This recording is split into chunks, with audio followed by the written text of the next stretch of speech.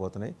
China నక్కి నక్కి చూస్తూ ఎలా పాకిస్తాన్ భుజం మించి మన మీద తుపాకీ పేల్చాలనుకుంటుంది. వీటన్నిటి మీద సమగ్రంగా చర్చించడానికి మనతో బిగ్ డిబేట్లో పార్టిసిపేట్ చేస్తున్నారు తూపాటి కిషోర్ గారు, జియో పొలిటికల్ అఫైర్స్ ఎక్స్పర్ట్. నమస్కారం కిషోర్ గారు.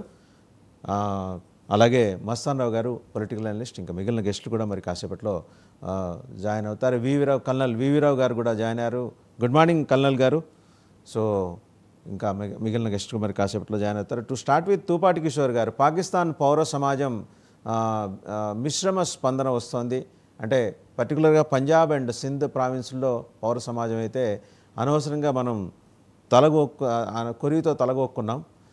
భారతదేశంతో పెట్టుకొని ఉగ్రవాద శిబిరాలను మనమే ధ్వంసం చేసుంటే బాగుండేదనే అభిప్రాయాన్ని వాళ్ళు వ్యక్తం చేస్తున్నారు. ఎందుకంటే Indian army was very choosy in identifying the targets and hitting them. Kishore గారు ఏమంటారు? నమస్తే వాసు గారు. 99 టీవీ ప్రేక్షకులందరూ కూడా హృదయపూర్వక నమస్కారాలు. ఎప్పుడైనా చెడు చేస్తే ఎప్పుడైనా వాళ్ళకు ఇది ఉంటుంది అనే దానికి ఇది ఒక ఉదాహరణ అండి. వాళ్ళు ఎన్ని రోజులు పాకిస్తాన్ టెర్రరిజాన్ని ప్రోత్సహించి అన్ని చేస్తూ మా దగ్గర ఏం సంబంధం లేదు, టెర్రరిస్టులు లేరు అని పాకిస్తాన్ చెప్పుకుంటూ వచ్చిందో దాని యొక్క ఇప్పుడు ఈరోజు ప్రపంచ దేశాల మొత్తం మీద కూడా ఎక్స్పోజ్ అయింది పాకిస్తాన్. సో వాళ్ళ సమాజం కూడా ఎందుకు అనవసరంగా ఇది చేసుకోవడము, ముందే పరిస్థితి ఆల్రెడీ బాగాలేదు, వాళ్ళ ఫైనాన్షియల్ పొజిషన్ ఆల్రెడీ టోటల్ గా వాళ్ళ పరిస్థితి ఆర్థిక వ్యవస్థ అంతా అస్తవ్యస్తంగా ఉంది అని అనుకున్నప్పుడు ఇలాంటివి చేసి మీరు చెప్పినట్టు కొరివితో తలగొక్కోవడం లేకపోతే ఇవన్నీ కూడా చాలా ఎంటైర్ ప్రపంచ దేశాలలో ఎక్స్పోజ్ అయింది పాకిస్తాన్. ఆల్రెడీ వాళ్ళు ఒక టెర్రరిస్ట్ గ్రూపుల కన్నా కూడా పెంచి పోషిస్తున్నారు. లష్కర్ తోయిబా కాదు, అన్ని రకాల గ్రూపులు అందరూ కూడా ఒక స్థావరం పాకిస్తాన్ అనే ప్రపంచ దేశాలకంతా తెలుసు. కానీ వాళ్ళు ఇన్ని రోజులు బుకాయిస్తూ వచ్చినారు, మాకేం సంబంధం లేదు, మేమేం చేయలేదు, మా దగ్గర ఎవరు లేరు ఇలా అంటూ వచ్చారు. ఇప్పుడు ఖచ్చితంగా మన భారతదేశ సైన్యము, భారతదేశ ప్రభుత్వము వీళ్ళందరూ కూడా చాలా స్ట్రాటజికల్ గా ఈ యొక్క అంతర్జాతీయ సమాజంలో ఎక్కడ సింపతి కూడా రాకూడదు పాకిస్తాన్ కని మనం only targeted terrorist groups civilians జోలికి పోకుండా చేయడం అనేది చాలా వ్యూహాత్మకమైన చర్యగా నేను భావిస్తున్నాను. ఈ యొక్క దేశము, అందులో భారతదేశము ఈ యొక్క లాస్ట్ 10-11 సంవత్సరాల నుంచి మోదీ గారు వచ్చినాక డిప్లొమాటిక్ గా ఎన్నో రకాలుగా ప్రపంచ దేశాలలో మంచి పేరు సంపాదించింది.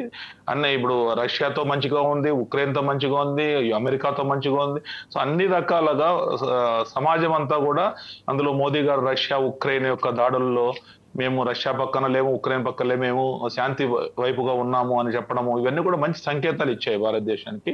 సో ఇలాంటి పరిస్థితుల్లో ఒక వ్యూహాత్మకంగా చేయడం అనేది శాంతిని మనం ఆశించే శాంతి కాముకులైన భారతదేశము, భారతదేశ ప్రభుత్వము ఇలాంటి దాడులు వ్యూహాత్మకంగా చేయడం అనేది చాలా అభినందనీయం. మొత్తం 264 మంది అంటే పాకిస్తాన్ చెప్తోంది ఏంటంటే వాళ్ళు ఇప్పటివరకు క్లెయిమ్ చేసింది 30 to 40, వాళ్ళ దగ్గర కరెక్ట్ నెంబర్ లేదు, వాళ్ళు మృతి చెందారు. అది కూడా ఉగ్రవాద శిబిరాల్లో తలదాచుకున్న వాళ్ళే, నాట్ సివిలియన్స్. కానీ reports coming in they are suggesting that 264 were dead.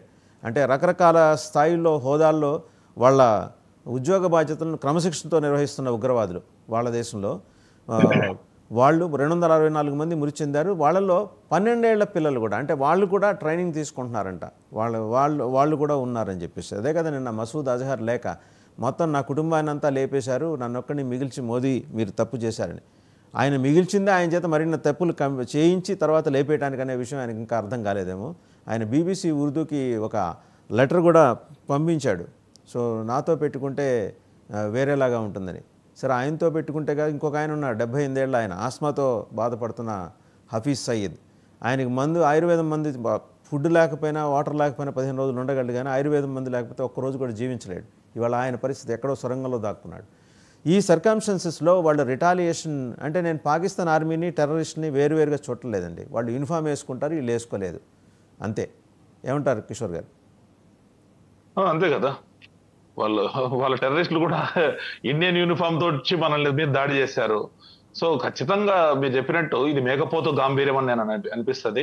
వాళ్ళు తక్కువ మంది, ఇప్పుడు వాళ్ళు కూడా మొరల్ బిల్డ్ చేసుకోవాలా, వాళ్ళ దేశంలో కూడా ఈ యొక్క సైనికులు కావచ్చు, సివిలియన్స్ ని కూడా వాళ్ళు కూడా మోటివేట్ వాళ్ళకు కూడా ధైర్యం చెప్పే క్రమంలో ఎక్కువ మంది చనిపోలేదని చెప్పుకోవడం అనేది సహజంగానే మనం తెలుస్తుంది. వాళ్ళు ఎక్కువ మంది చనిపోయినా కూడా తక్కువే చెప్పుకుంటారు. ప్లస్ ఇవన్నీ మేకపోతు గాంభీర్యాలు. పాకిస్తాన్ మొదటి నుంచి కూడా మేకపోతు గాంభీర్యం. మన మీద అటాక్ చేసినా కూడా వాళ్ళు ఏం చెప్పారు, మేము చేస్తాం, మా దగ్గర అణుబాంబులు ఉన్నాయి, అణుబాంబులు ఉన్నాయని చెప్పుకోవాల్సిన పని లేదు కదండి. అవసరం వచ్చినప్పుడు వేసుకోవాలా అంటే ఇవన్నీ కూడా ఏమంటారు కదా, మురిగే కుక్క కరవదు అంటారు కదా, ఆ టైప్ లో వాళ్ళ యొక్క దీన్ని చూపించుకొని ఎక్స్పోజ్ అవుతున్నారు. ప్లస్ ఆల్రెడీ వాళ్ళు ఆర్థికంగా చాలా చితికిపోయినారు కాబట్టి ఇక సివిలియన్స్ కు చాలా ఇంపాక్ట్ ఉంటుంది. మీరు చెప్పినట్టు 300 రూపాయలు ఉల్లిపాయలు, పెట్రోల్ కూడా చాలా ఎక్కువ కాస్ట్, ఇవన్నీ కూడా ఇప్పుడు ఖచ్చితంగా ఇదయ్యి అంతర్జాతీయ సమాజంలో వీళ్ళు ఏకాకి లేకపోతారు. వాళ్ళ దేశంలో కూడా పరిస్థితి మీరు అన్నట్టు చైనాకు ఉంటుంది. ఇండియా ఇప్పుడు సూపర్ పవర్ గా నిన్నే చూసాం మనము, 4th ప్లేస్ లోకి ఎంటర్ అయినాం మనం ఆర్థికంగా కూడా. సో అలాంటి పరిస్థితుల్లో ఇండియా అనేది వాళ్ళకు థ్రెట్టే ఇలాంటి దేశము కాబట్టి ఇండియాలో ఇలాంటి ప్రాబ్లమ్స్ ఉండాలనేది చైనా గోతికాడు నక్కలా చూస్తూ ఉంటుంది. కానీ ఇప్పుడు అంతర్జాతీయ సమాజం మొత్తం కూడా పాకిస్తాన్ వ్యతిరేకంగా ఉన్నప్పుడు చైనా కూడా అంత బహిరంగంగా వాళ్ళకి అన్ని చేయడం ఇవన్నీ చేయకపోవచ్చు, అంత రిస్క్ తీసుకోకపోవచ్చు. ఎందుకంటే ఒకప్పుడు ఇండియా పాకిస్తాన్ యొక్క స్ట్రక్చర్ వేరు, ఈ రోజు ఇండియాకు పాకిస్తాన్ కు చాలా అంతరం ఉంది.